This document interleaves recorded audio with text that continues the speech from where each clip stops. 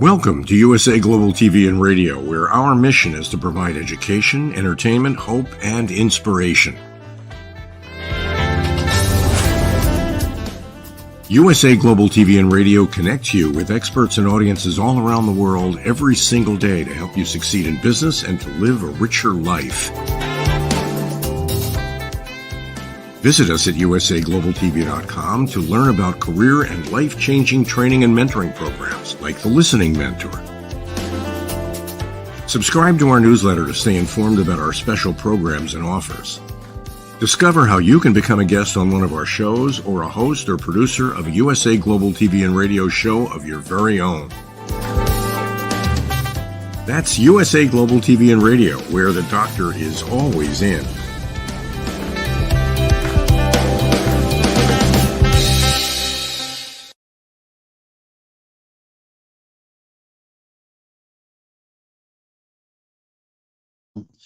Today, we are on The Wise Ones on the USA Global TV and Radio Network.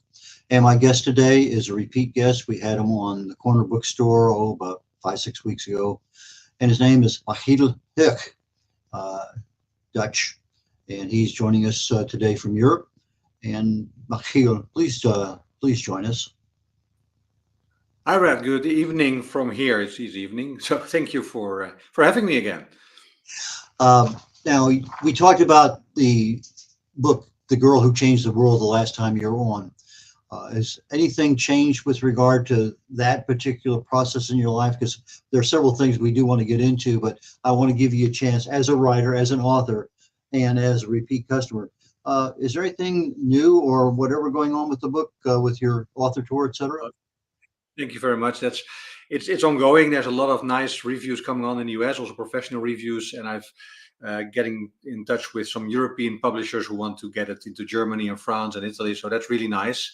And I think without political preference, The Girl Who Changed the World could have been something that could have changed yesterday, could have happened yesterday in America, of course, and it relates then to feminine leadership. But that's a different topic that we'll dive into. So for the book, a lot of things are very nicely happening, and it's also part, thank you to your show. So thank you very much.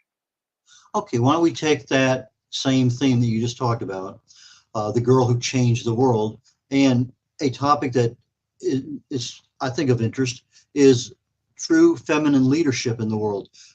We don't really see a lot of that. Care to talk about that just a little bit? Yes. We don't see that in humanity, but your show is called The Wise Ones. And you have this wonderful picture of you and the owls on the background, of course. The owls are very wise creatures, very wise animals. But I know of a couple of people who studied the behavior of wolves and were interested in how leadership in a pack of wolves really works. And they stayed with a pack of wolves for over 2 years and really just were there on a day-to-day basis. And what they learned is that we have a concept what we call the alpha male. We have that, of course, in many animal types and animal groups. We think the alpha male is the strong and aggressive male leader of the group. Well, they discovered in wolf packs that's quite different. The alpha male, of course, exists. The alpha male is the strong male, and he's on top of a type of hierarchy in terms of reproduction. But the alpha male takes care of the group and supports the security and the safety of the group. So he's there to keep everyone safe and keep everyone comfortable. And every decision, they found out, the wolves have a kind of communication system where when there's a certain situation or decision to be made in terms of, do we go out for hunting for prey, or do we change our hunting grounds, any type of decision like that is being brought on to a very small female wolf, and she's called the wise one, the decision maker. So she makes the decisions for the group because she is more than all the other alpha males capable of overseeing what's happening in the group, who is doing what. She is just actually the observer, taking everything in her and making the decisions, and the group adheres to that.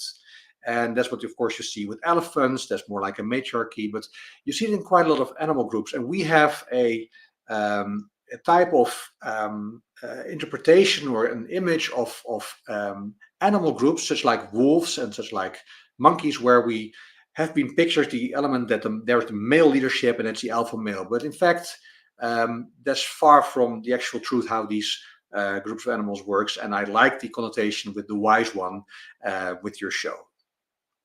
So that's okay. And that, I guess we have that periodically in the world, but it's not continuous. I mean, I'm thinking here as you're speaking and trying to relate it to what do we have? One time ago we had Cleopatra, we've had Catherine the Great, we had Mary Queen of Scots, we had Queen Lilia Kalani from Hawaii. There's a lot of difference, and you can get into Israel and Britain and other places that sometimes a female leader rises to the top. But do you have some female leaders over time that you think are exceptionally good leaders and we're just not really giving them the credit for it? yes, especially because like these, for instance, female wolf would not be the most visible types.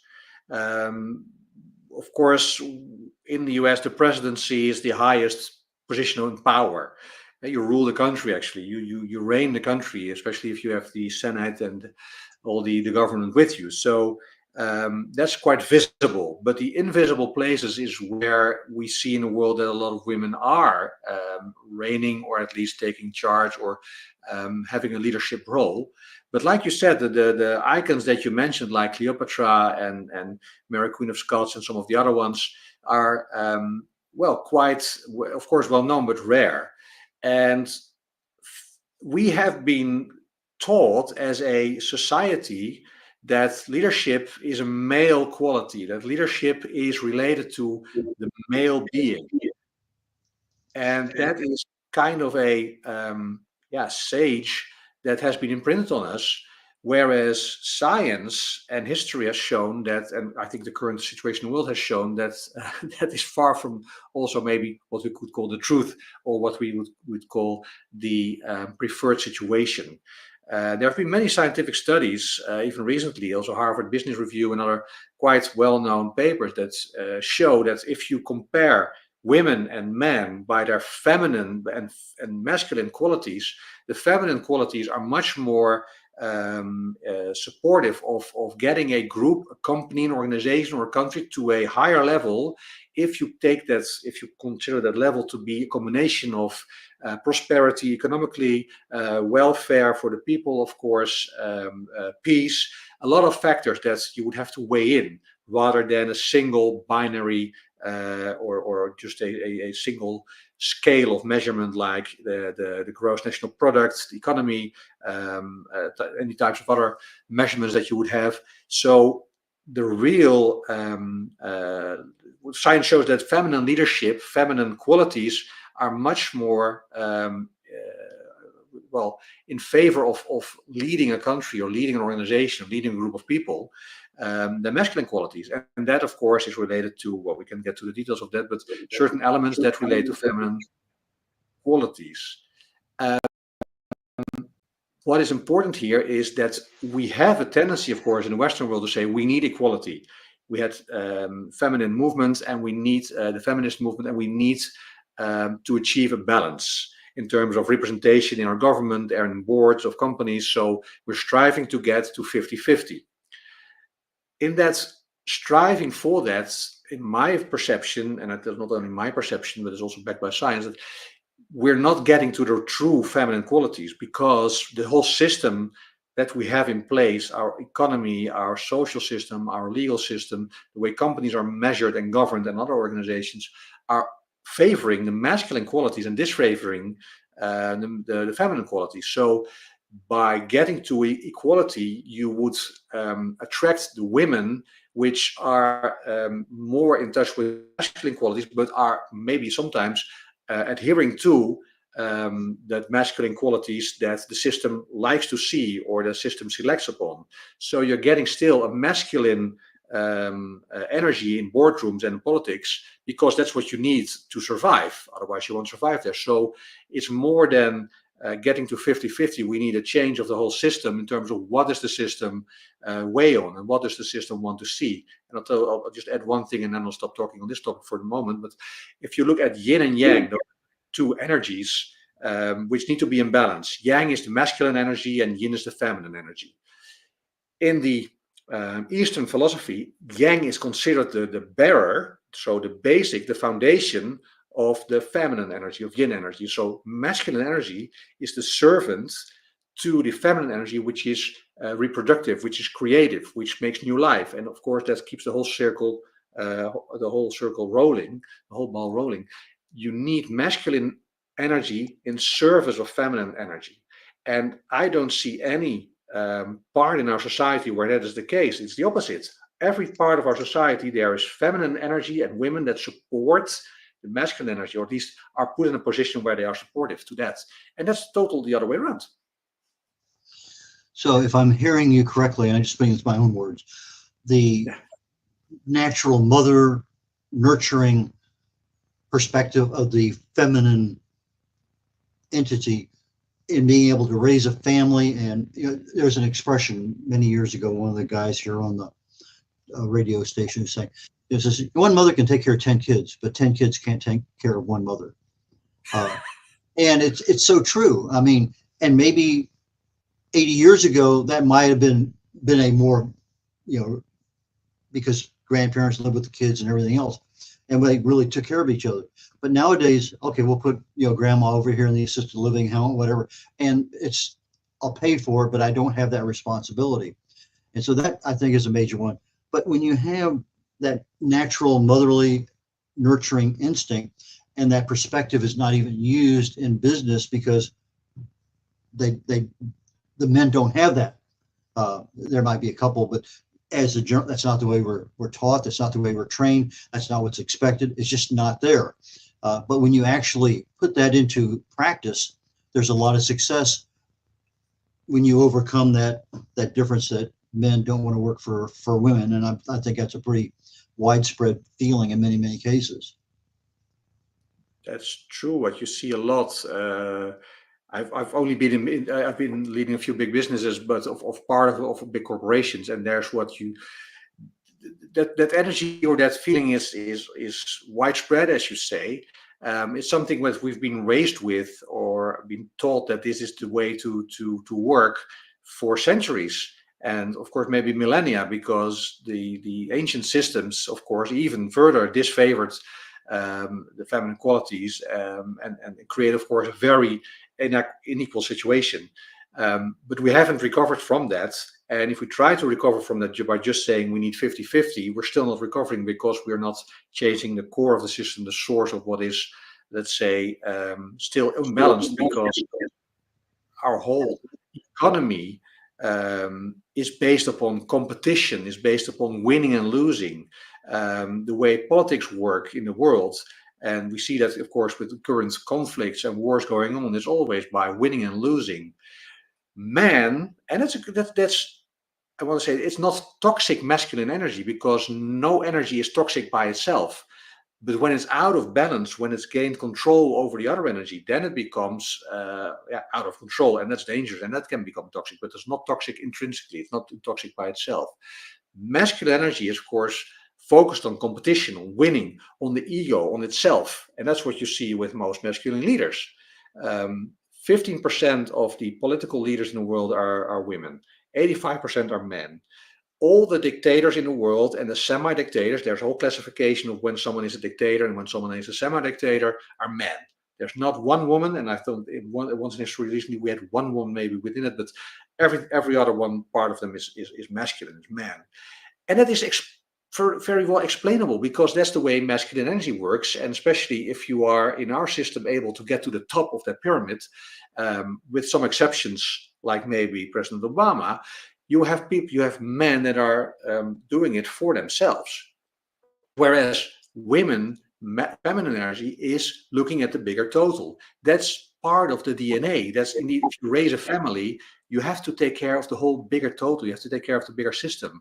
That's in the DNA, and that's perfectly balanced, outbalancing powers, because they're countervailing powers. That's what I was looking for. Sorry for that. countervailing powers, they keep each other in balance, unless the system takes it out of balance and takes it out of control. So what you say, in truth, but it's not only about nurturing. Feminine energy and feminine leadership can be very, very, very powerful. Feminine power can be more powerful than masculine power to a certain level, but it needs to be aligned with their true core, as well as masculine energy needs to be. And I think in our system today, both are out of balance, but especially the combination of the feminine and masculine energy is totally out of balance. Well, I've noticed over time, just in the movies that have been released, if you go back 50 years, the Rambo kind of thing is always a guy, but then you sneak in a female mercenary or whatever, and then you're seeing more and more and more of that. I think there's a new series on TV, Lioness or something, and I think a lot of us take, okay, well, there's no muscles on that woman, therefore she can't be strong. I may be saying that out of context, but there's a lot of strength even in people who are wiry. There's no muscles, but they are exceptionally strong. But then you take the misperception, well, it's a female, and so you kind of lower your expectations as a male, and now all of a sudden that woman kicks your butt. And so I'm seeing more and more of this butt kicking kind of thing occur with feminine leader. Well, feminine, I don't want to use the word mercenary or assassins or whatever, but let me just use a generic term, soldier, depending on how they're working in a business or governmental position. And I enjoy those movies myself. G.I. Jane. G.I. Jane, yes. But in the process of doing this, I think there's another bigger topic, because you touched on it very early. We had an election in the United States yesterday. Very dramatic, a lot of money spent and everything else. And from a Dutch perspective, or from a European perspective, we have little to no appreciation for what goes on in whether it's any country in Europe or whatever. So you want to touch a little bit on the European politics, and then I'd like to get a little bit more into your specific interest there in your home country. Yeah, if you look at Europe as a whole, Europe has some 500 million inhabitants, so that's more than the US, but it's smaller. So we're of course more compact and more concentrated way of living in Europe. We used to be, of course, a combination of independent countries. Totally different, of course, from the US, where you have this whole country which was at some point divided into states. And United States, we had non-united countries, which became more united through the EU. But we still have local politics, and each country has its own political and governmental system.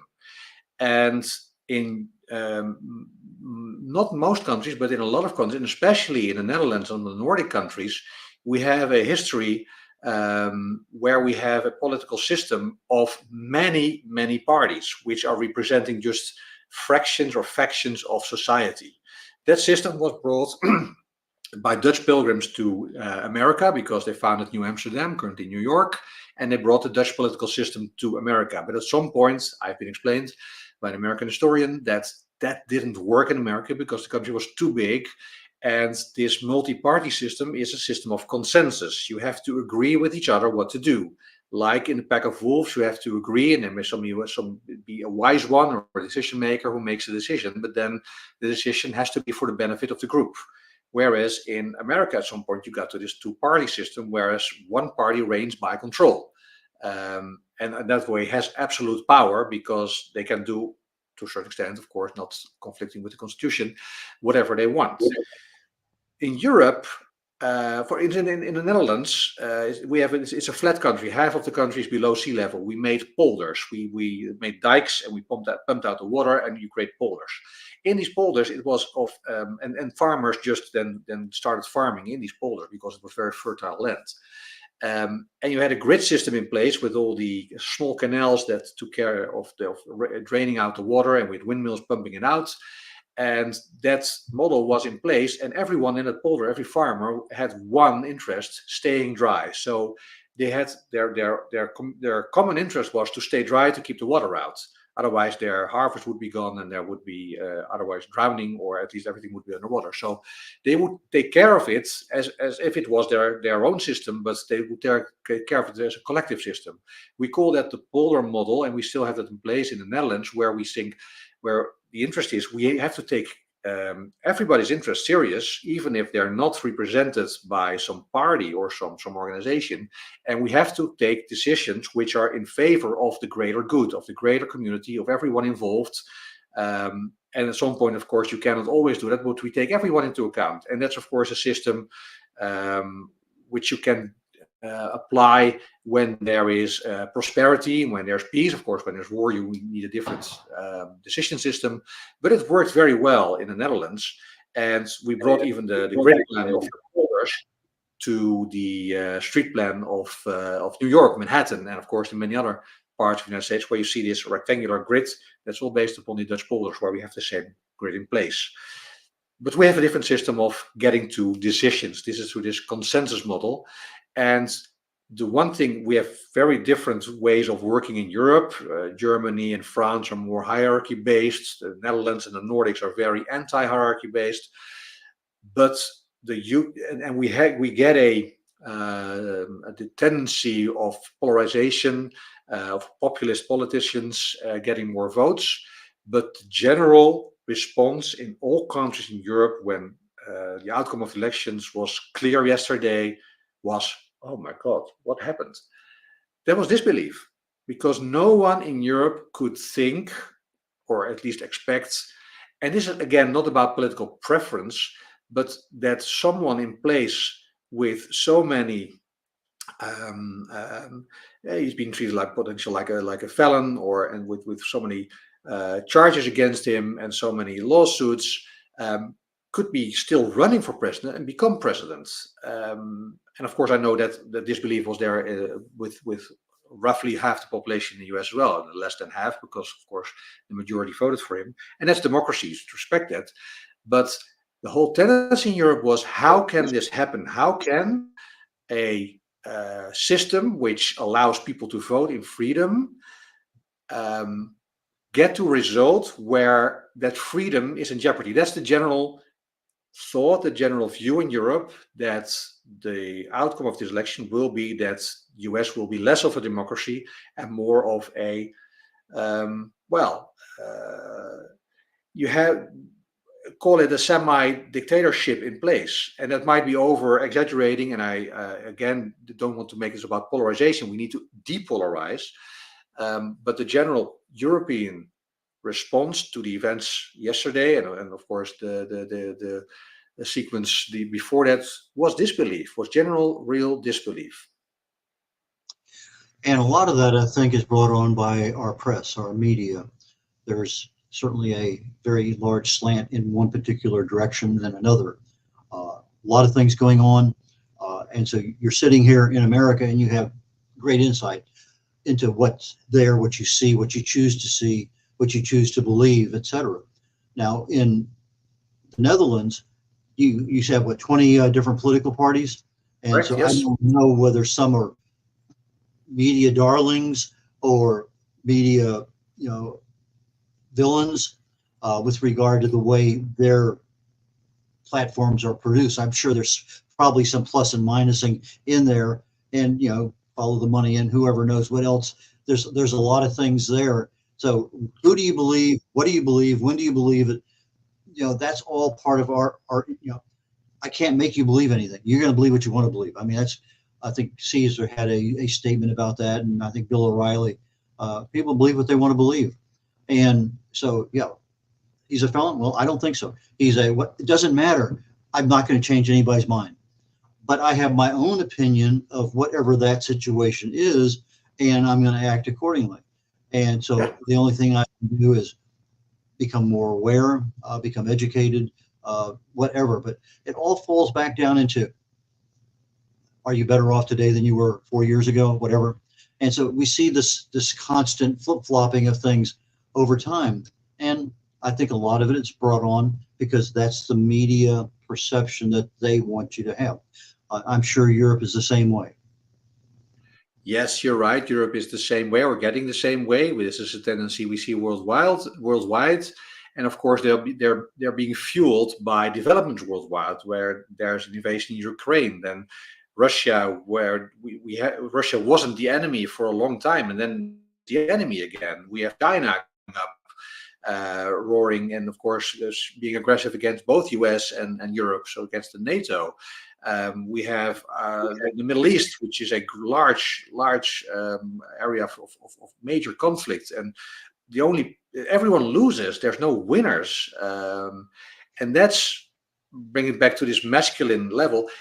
The conflicts have been created and are being fought out on a masculine level. It's action, response, it's aggression, it's revenge, and it's created by the thought that you should not be weak, so you have to be revengeful, you have to take revenge, you have to take revenge actions, because otherwise you show that you're weak and then you'll be overpowered.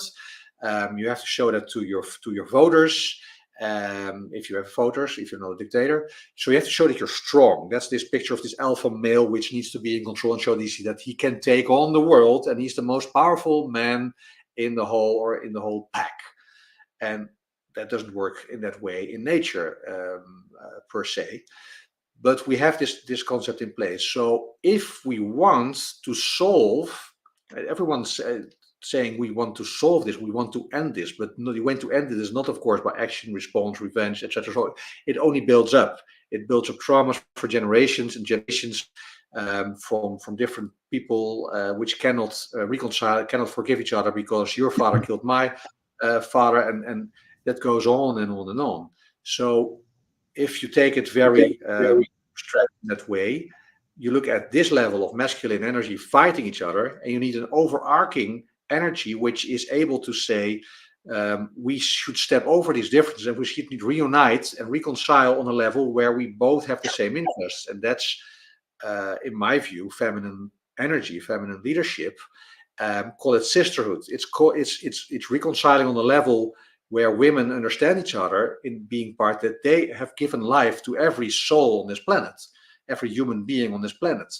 And why would you allow, if you have given birth to life, to a new life, why would you allow anyone to destroy that life? It takes almost a year to create new life, and it takes a millisecond to kill it. Why would a woman allow that to happen to any living soul? Of course, that's not in that energy, that's not in that DNA. So to get above this level of conflict, we need this overarching energy, and we need this movement which is able to reconcile. It's like the movement that was like in South Africa, when at some point they tried to reconcile black and white, by saying, okay, this is the past, we let go of the past and we go only looking forward to the future. It didn't work out that well. Nelson Mandela did a great part in that. But of course, we still have the level of conflict, and that's partly fueled by the fact that it's a conflict-based, and it's conflict-based, ruled by masculine energy. That is worldwide the case. Clausewitz wrote a book on war in which he talks about war being a continuation of politics by other means. And when you look at a Israeli war, a Russian war, whatever you want to call it, whether it's the Boer War down in South Africa or Rwanda or whatever else, a lot of times diplomacy is skipped. I mean, it's just, okay, there's an advantage, let me take advantage of it. But when you really do have some level of diplomacy going back and forth, then you have, and in your particular case, that nurturing feeling of being, let's solve this thing without going to war, I think is a totally different perspective than, I get more tanks than you got, I can take this guy in 2 weeks and it's over with, nobody will remember it in 2 years. Yeah. And so the local politics, or everything's politics basically, but when you start looking at, well, was there anything really negotiated between Russia and Crimea, 10 years ago? No. Was there anything really negotiated between Russia and whatever, or Hamas and Israel, or, you pick your war, doesn't matter where it's at. Most of the time, no. Yeah. So I think Clausewitz it's one of the books I had to read when I was in the military, and it's kind of interesting in many. I mean, a lot of books you had to read in the military. Peloponnesian Wars is probably one of the most interesting of all, but the one on war with Clausewitz was I'm going to say it was something you couldn't read lightly. You really had to pay attention to what was going on. But that was there's a whole lot of stuff in there. But war is an extension of politics, or another mean by other means, and it makes a lot of sense. You know, if I could solve it, yeah, and is a masculine perspective something that they don't want to take the extra time to solve? I don't know. Maybe that's a way of looking. It's never that black and white, of course. That's totally true as well. And if you're talking about roles of the media, of course, media sometimes they are ruled or are controlled by people in charge who use the media as an outlet for their own benefit. And there's a lot, of course, independent media who look at it on a different way from all points of view, of course, from the left, from the right, from the Democratic, from the Republican point of view. That's good and fair. But what you see as a tendency everywhere is the polarization, is the element of being with us or against us. That's what Bush Jr. introduced, of course. You are with us or against us. There's no in between. So you have to make a choice, and it's binary. It's yes or no. There's no yes but or no but. It's really 1 or 0. And that is in today's policy, like from a European point of view, if you have Republicans and Democrats, that feels a bit the same. You're either this or that. Where is the common ground? As said, leaders in the animal kingdom, but also leaders, let's say, more ancient societies in mankind, thousands of years ago, reigned by looking for the common ground. So not taking a decision from one end, but collaborating. What real leaders should do, of course, is ask the other party, what do you think? How can we make this work together? That never happens, of course. It's only you're wrong, I'm right. And that's the basic standpoint. It's taken everywhere in the world, especially in conflict situations or in binary political situations. And that's not helping, because it really creates the system of choosing your sides. And it's like George Orwell's 1984. We are united because we have one common enemy, and that unites here. Well, that's great, but it doesn't unite a country. It doesn't unite the world. It divides, and it creates every level of conflict, which have to be fought out on every way of power, by military power, by economic power, by political power. Every level of power it's a power play. And the binary, you do have a lot of blockage there. You got a lot of egos, you got a lot of money, you got a lot of other interests. When you have 20 parties, you have to get together with 3 or 4 or 5 other ones in order to be able to have. So that provides, I think, a natural melding opportunity of views, positions, priorities, as opposed to basically a binary system in the United States. You know, it's conservative or Democrat or liberal or progressive or whatever, but they're all wrapped up within the Democrat and Republican image of the political party. And you look at Democrats 50 years ago, party's totally different than it is today.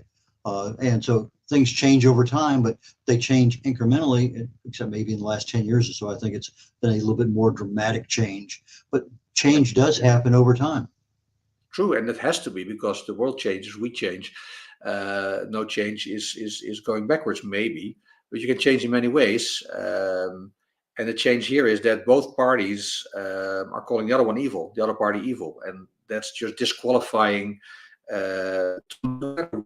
We would disagree, and of course we can have very straight barriers saying, okay, if you're dealing with actions that conflict with the Constitution or with the Universal Declaration of Human Rights, then you're not humane, and then you should not be in power or in office. But there's, of course, a whole level of fields and colors in between.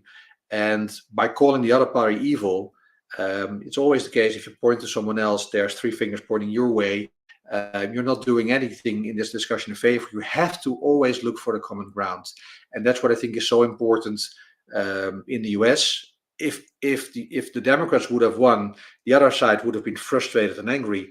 And now it's the case that vice versa. So you will never make the whole country happy. But to the people who, let's say, lost in this case, who wanted to see their party win and it didn't win, it's very important to understand that the world is changed one by one. It only takes one person to change the world, and it takes one human being to start a change. And there's no reason it can't be you. So look at the change with yourself. It's easy to look at the other party saying they're the fault, because now what's happening is their fault.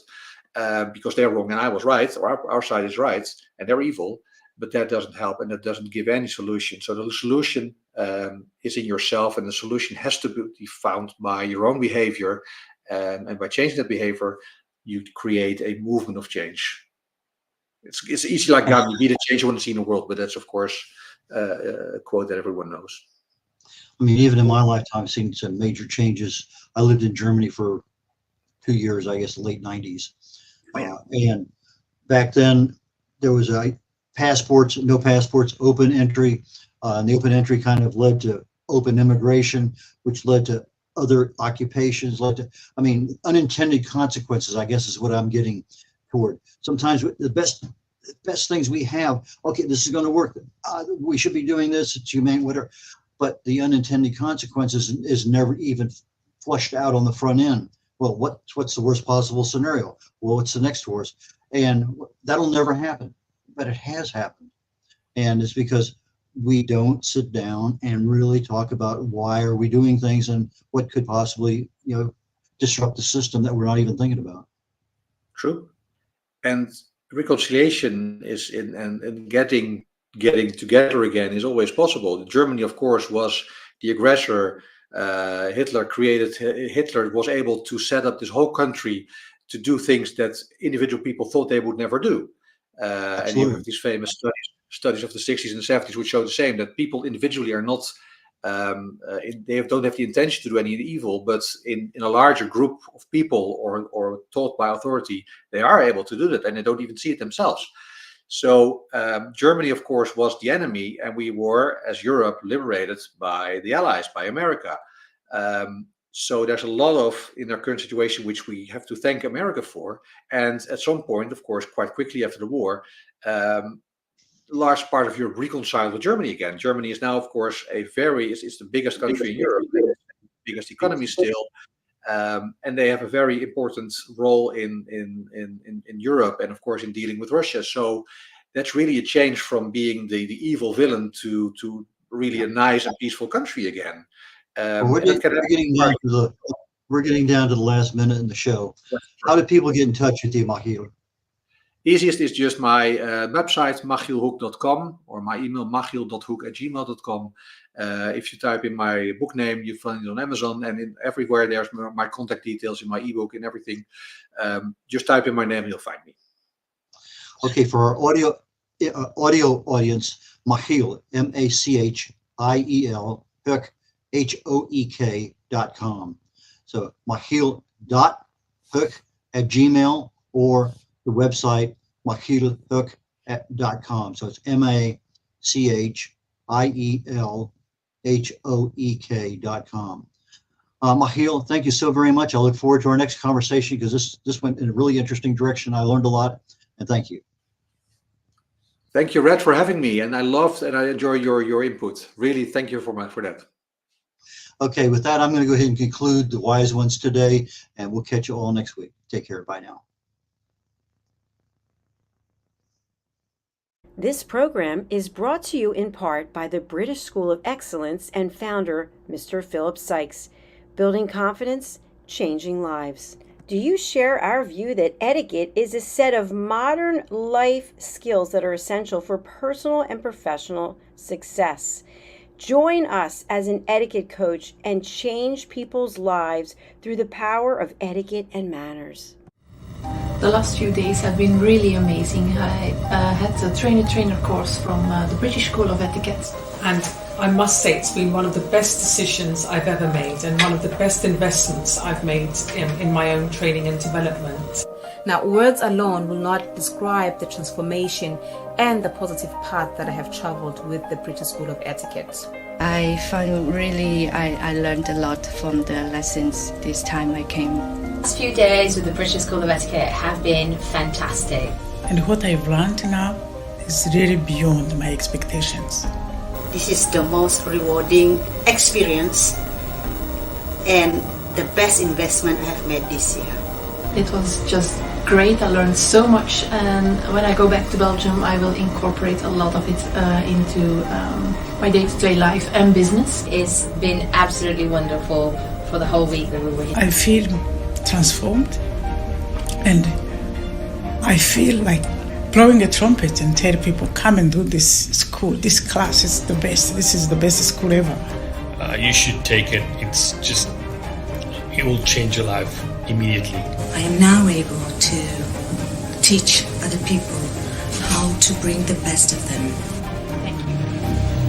Thank you, BSc. Thank you. Thank you so much. Thank you. Thank you to our clients for their testimonials on the Train the Trainer program. Our exponential and global growth is so significant that we've evolved from the British School of Etiquette to the British School of Excellence, where we're investors in people. Let us invest in you and your career.